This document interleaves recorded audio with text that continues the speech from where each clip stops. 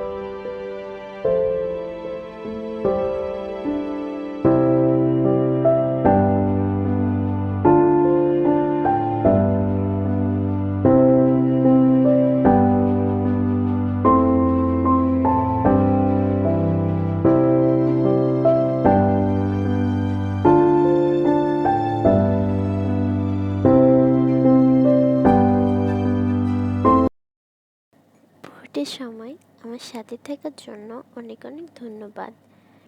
ভালো থাকুন, সুস্থ থাকুন। আবারও দেখা হবে নতুন একটি ভিডিও নিয়ে এবং আমার ছবিটি যদি ভালো লেগে থাকে অবশ্যই আমার চ্যানেলটিকে সাবস্ক্রাইব করে রাখবেন। Thank you.